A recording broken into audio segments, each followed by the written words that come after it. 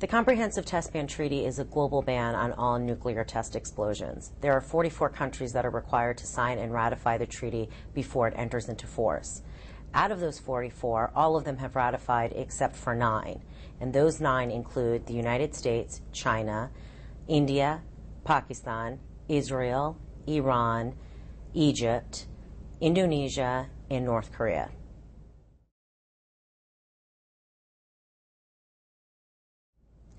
The past decade has brought about a lot of progress that helps answer 3 of the key criticisms that were raised 10 years ago when the Senate last considered the treaty. Those 3 criticisms were: 1, will cheaters be detected?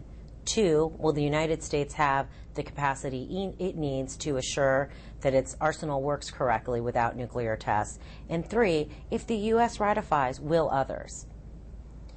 In terms of the first concern, which is will cheaters be detected, we now have empirical evidence that that will be the case, and that's because of the North Korean tests. As the international monitoring system stations have come online, we have greater assurance that we will be able to detect any nuclear tests of military significance. Secondly, in terms of the United States' own capacity to ensure that its arsenal works, this has largely been a question of supercomputing speeds. Thankfully, we have now entered in the last few years into the range of what is actually necessary to ensure that our nuclear weapons simulations work the way that we need to so that we don't have to conduct nuclear tests. And then third, in terms of the other states that are required to ratify, we have already seen some great progress, largely due to President Obama's pledge to seek U.S. ratification. For instance, this past June, Foreign Minister Wiranto of Indonesia promised that Indonesia would immediately ratify after the United States does. Secondly, it is largely speculated that China would ratify either right before or right after the United States does. So in a very tight time period, if the U.S. seriously moves towards ratification, out of the 9 holdout states, 1/3 of them will have ratified. That's progress.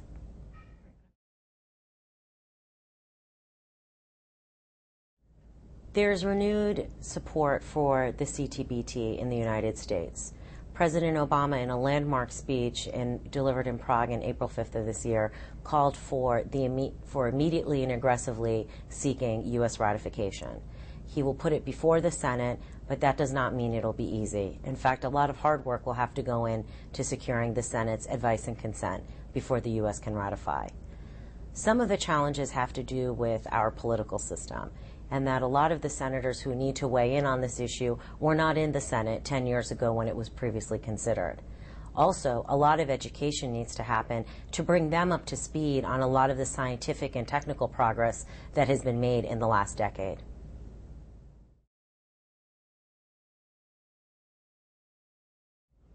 Entry into force of the treaty is very important.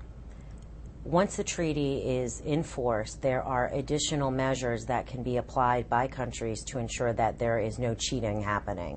For instance, there are on-site inspections that can be requested if there are suspicious activities. As states have become more aware of the proliferation threats of our current international security environment, the global demand for this ban on nuclear testing has only grown. This is not to say that it will be easy to get the 9 holdout states to ratify. However, with U.S. leadership and some of the initial effects that we hope to see both in Chinese and Indonesian ratification, that can have then secondary effects on the other states. For instance, if China ratifies, one would hope that India would take greater steps towards ratification. With Indian ratification, it might be easier to also persuade Pakistan.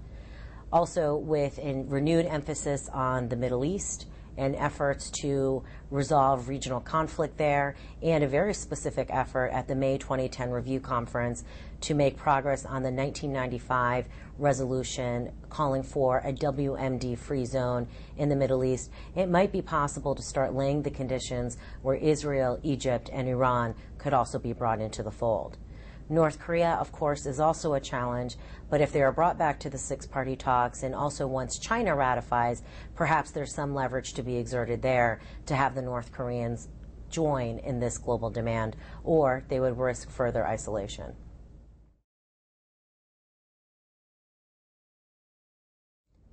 When President Obama spoke in Prague, he declared his vision of a world free of nuclear weapons.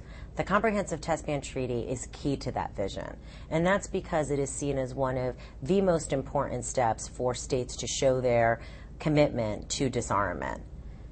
Ratifying the CTBT for the United States will be an important part of the U.S.'s effort to reclaim its leadership in efforts to prevent the further spread and use of nuclear weapons.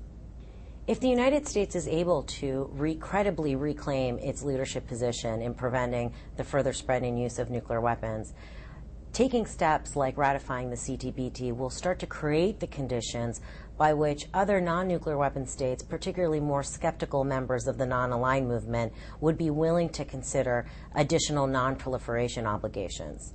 That is in the interests of the United States. And in that way, disarmament is not altruism. Disarmament by the United States is very key for our own security interests.